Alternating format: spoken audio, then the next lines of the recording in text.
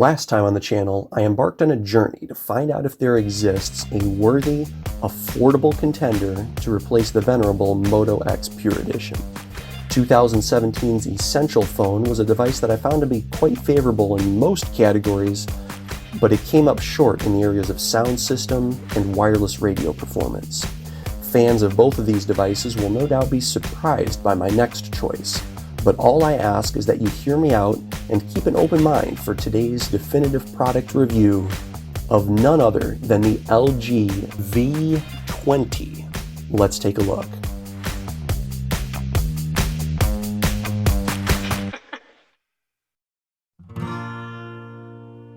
I'll pick this up and check this out.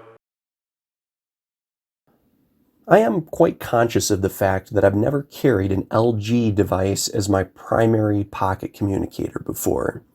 If you look back over my storied history of handheld ownership, one can observe a pair of Samsungs, a duet of HTCs, and of course the Motorola needs no introduction. Palm doesn't really make hardware anymore, so that's not really an option for me. And while that iPac wasn't even made by HP, I did research the Elite X3 smartphone briefly before determining that HP's final pocket-sized computer was not for me. But it did get me thinking, because there was another device based on the same platform as the X3, sporting a lot of similar features and aesthetics that I had previously disregarded, only due to its lack of stereo sound. But upon taking a closer look, I decided was actually worthy of my continued consideration. On the surface, the V20 should have almost nothing to offer snobby fans of Essentials and Motorola's. After all, it has all the hallmarks of stiff and heavy-handed software design that LG is known for. But what they came up with here might actually be LG's best pocket-sized computer, and the last in an increasingly refined line of hardware before the company threw in the towel and abandoned almost everything that made this series unique in exchange for caving to the peer pressure of making a portable that has hardware feature parity with newer Galaxy S's and ugliness parity with modern iPhones. In the same way that the Pure Edition was perhaps the last great Motorola, the V20 is easily the last great LG. Let's start as always with platform design and ergonomics.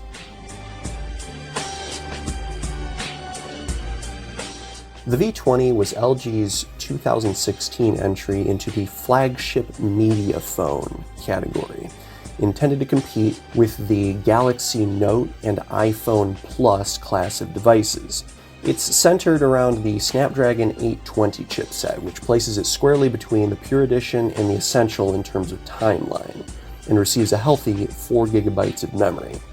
It originally shipped with Android 7, but most variants of the device only made it up to Android 8, with the Korean model being the only one to receive an official software release based on Android 9, which was unfortunately never unofficially backported to the domestic models.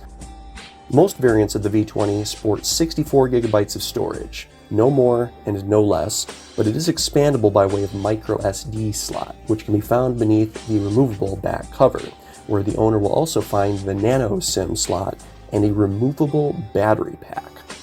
The last mobile I had with this feature was the Galaxy Note 2, which originally shipped back in 2012. To my knowledge, the V20 was one of the last high-end, domestically available smartphones to even offer such a feature.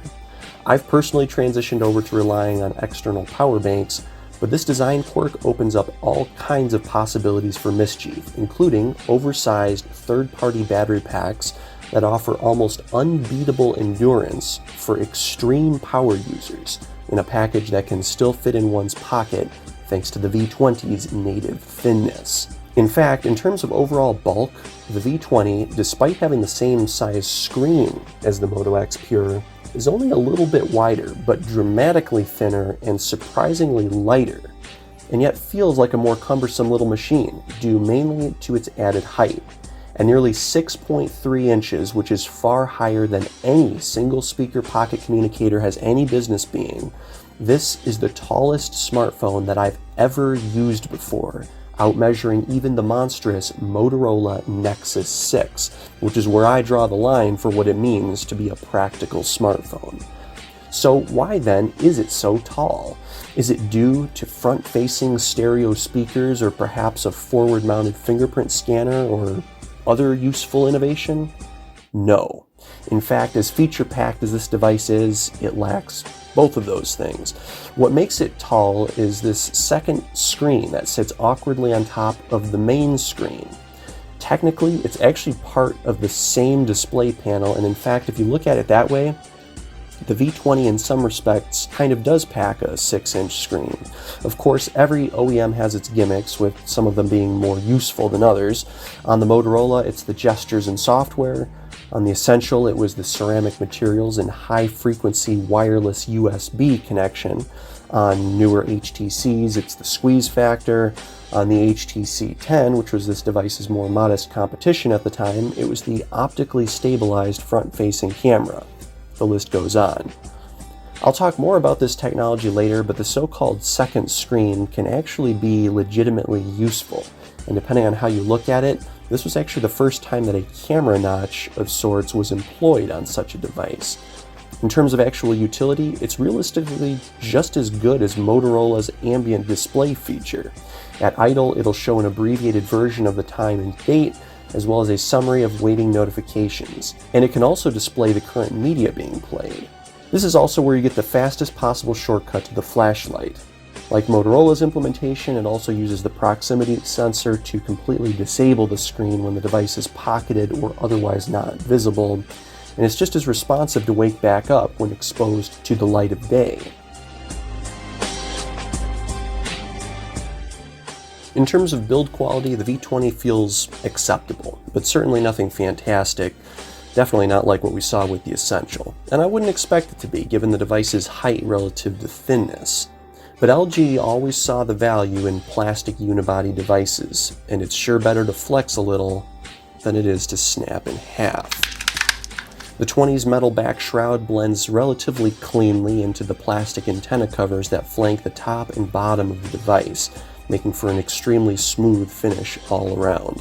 Unless you have abnormally large hands, a TPU cover is strongly recommended to give this thing some badly needed grip.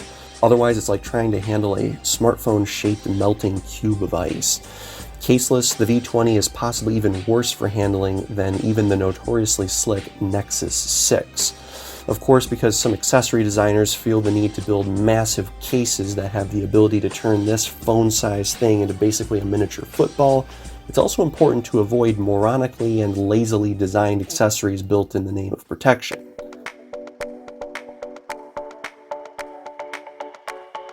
I should also mention that the V20 is extremely serviceable. The device is held together with a not unreasonable number of screws and is admirably modular. Almost everything can be fixed and replaced relatively easily. Parts are still abundant, as are both OEM and aftermarket batteries, which are still being actively manufactured as of 2021 and can be procured for less than $8 from reputable retailers.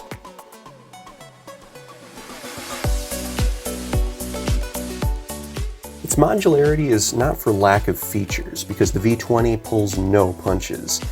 In addition to its so-called second screen, the LG has an outstanding set of 3 microphones that can record quiet and loud sounds alike, in stereo with reasonably good quality, sometimes even rivaling the performance of the Moto X Pure Edition's microphones. This is a sound recording test with the Sony camera, the LG V20, and the Motorola Moto X Pure Edition.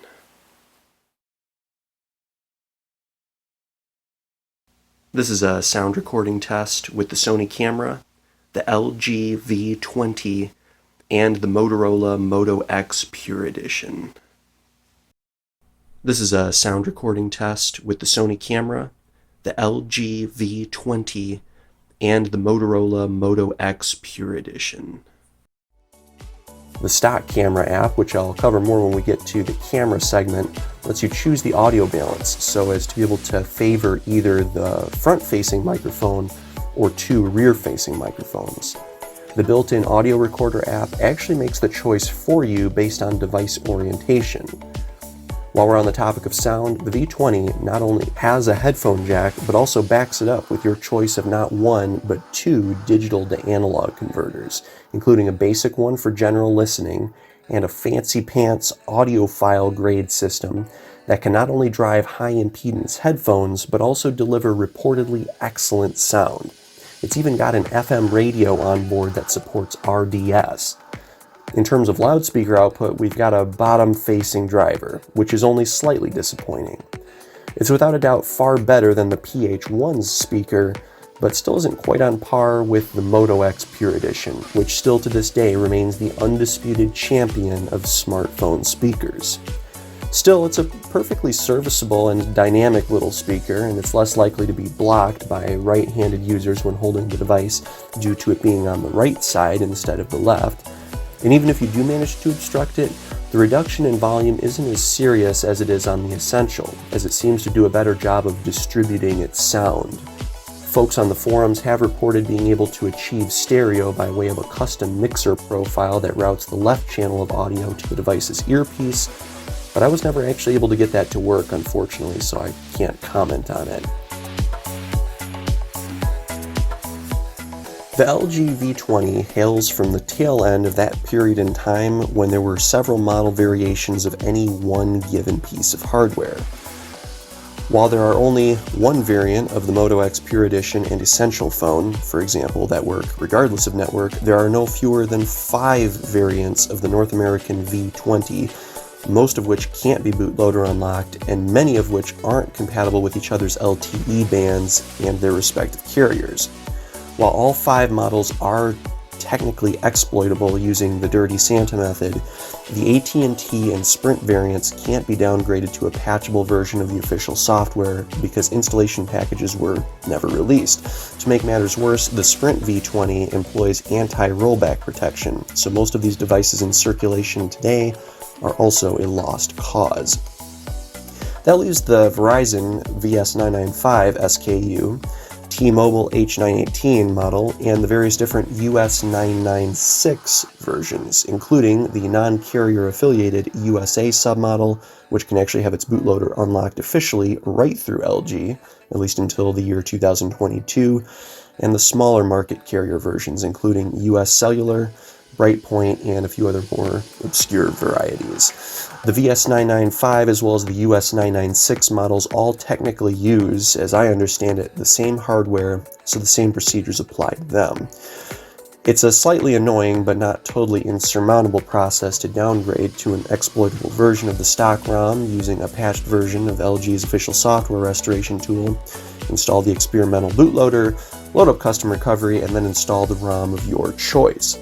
Non-stock-based ROMs are available for this device, but features like the FM radio and voice over LTE are lost, so they're of little use overall.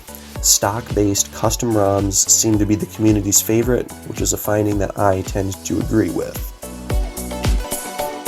The screen here is actually quite similar to the Pure Edition in terms of specification. It's a 5.7-inch LCD with 1440 by 2560 on the resolution, and the ability to get reasonably dark at night while achieving sufficient brightness output during the daytime. It might not quite surpass the Motorola's record-shattering brightness, but certainly gives it a serious run for its money with a measured maximum of over 600 nits of brightness.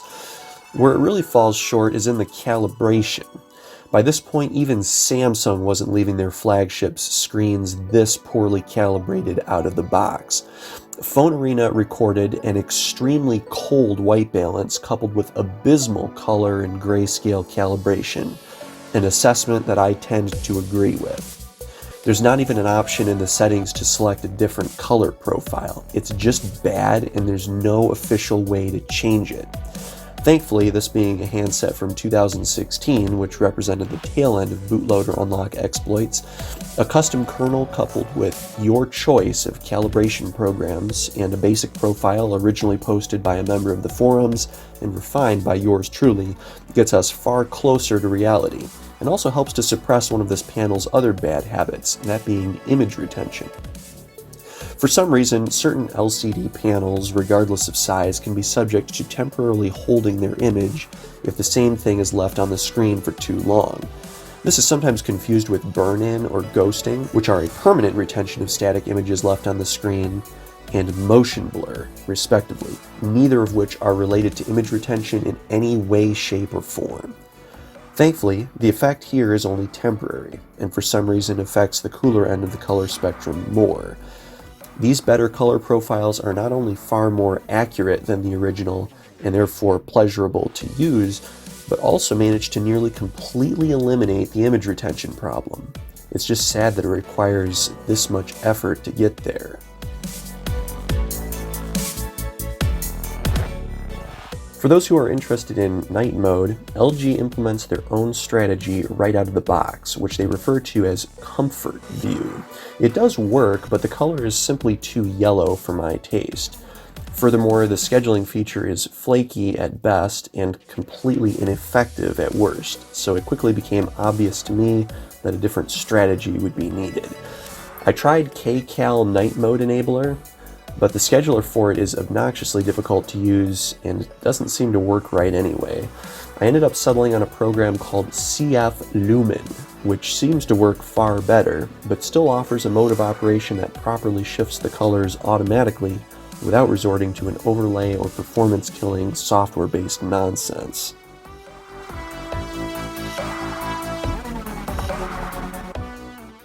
Another display-related grievance that can be accommodated for in software seems to be the ambient brightness sensor, which appears to be just bad at measuring lower levels of light.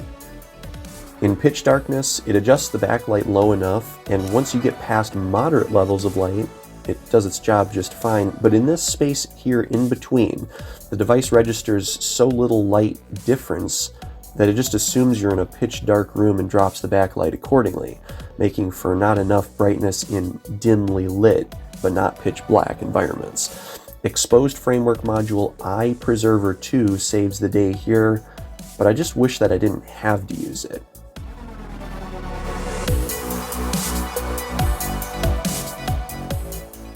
Before we dive into the money topic, that being cameras, I should mention that battery endurance doesn't quite match what we saw on the Essential phone, but still slightly exceeds the measurements recorded with the Moto X Pure Edition. While this Snapdragon is definitely snappier than the 808, Qualcomm made equally impressive strides between 2016 and 2017. Of course, it's important to mention that LG's big marketing campaign for this device and its platform mate, the G5, centered around the slogan, "Life's good when you play more." The same can also be said for when the cell finally reaches the end of its service life. Instead of breaking out the heat gun or even a screwdriver, the V20's battery pack requires little more than 30 seconds and 2 opposable thumbs, instantly extending the device's usable lifespan. Also, while we're on the topic of unique features that the V20 shares with almost none of its flagship rivals from the time, this was one of the last modern smartphones to feature an infrared transceiver, which is tremendous because universal remote macros can now be available from almost anywhere that the user carries his phone. And speaking of special connectivity, the V20 can reportedly output HDMI audio and video through its USB connection thanks to its support of SlimPort protocol. The cables are kind of expensive, but for those who seek to use it, another one of those formerly common features is once again available on this smartphone.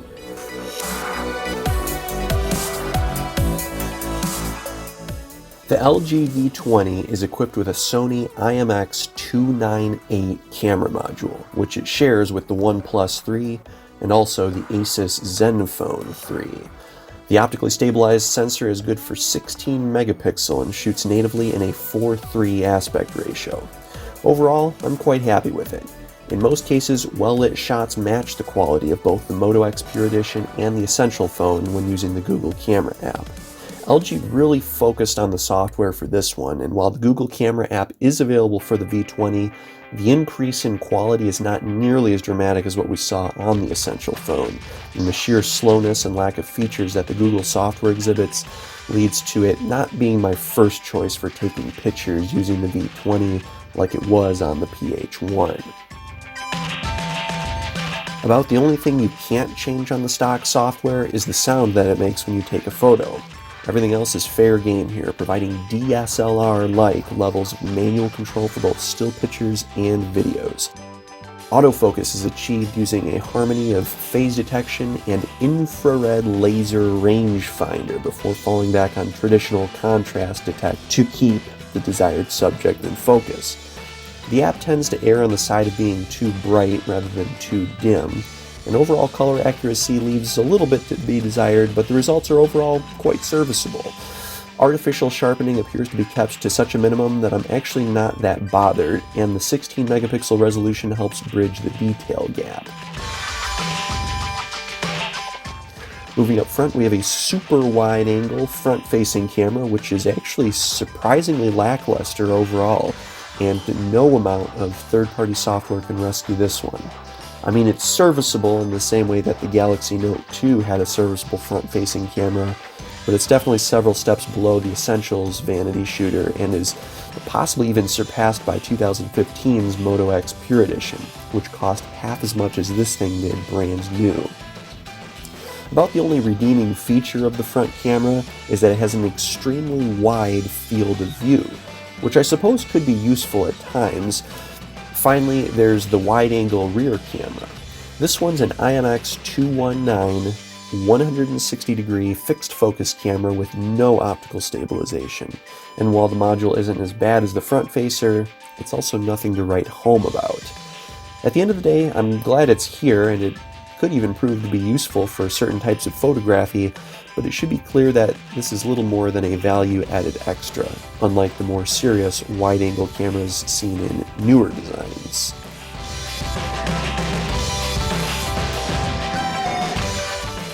Being an LG device, the software approach here is from the kitchen sink school of design.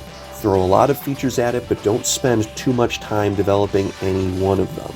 For this phone, I've had to resort to using a third-party ROM, similar to the Galaxy Note 2, which represented the last time that I dealt with custom ROMs. A package that is based on the manufacturer original software tends to yield the best result for preservation of features, including the FM radio, stock camera software, and Verizon Voice over LTE, among probably other things. Alongside Alpha Omega ROM, I've chosen to install the MK2000 custom kernel, which opens up the aforementioned and badly needed display calibration options. Everything else is pretty much stock. I should start out by mentioning that LG does a lot of things right.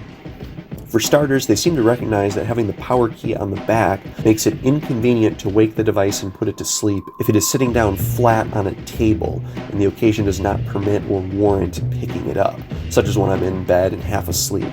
As a result, double tap to wake and double tap to sleep are both present and they work very well.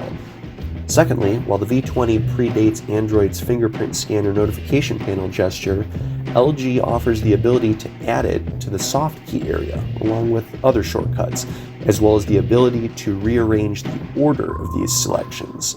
Since the fingerprint scanner and the power button are now one and the same, the camera gesture has been reassigned to a double tap of the volume down instead of the power button. And this works well enough, but that gets us into the inflexibility complaints that I have.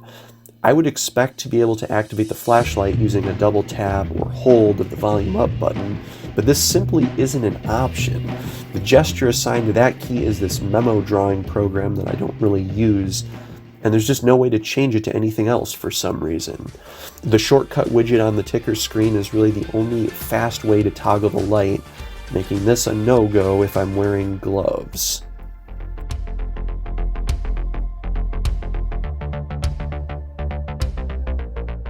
Apart from that, there are a lot of pre-installed, non-uninstallable nonsense applications that LG and Verizon are famous for, many of which I have disabled, including LG's stock launcher, which I actually kind of like because it allows double tap to sleep to work anywhere on the screen that isn't already occupied, but its inability to rotate into landscape is a deal breaker for me, and priorities are priorities. Also, the LG stock software keyboard just doesn't do it. Thankfully, this is Android, and third-party replacements for both of those irritations are trivially easy to install.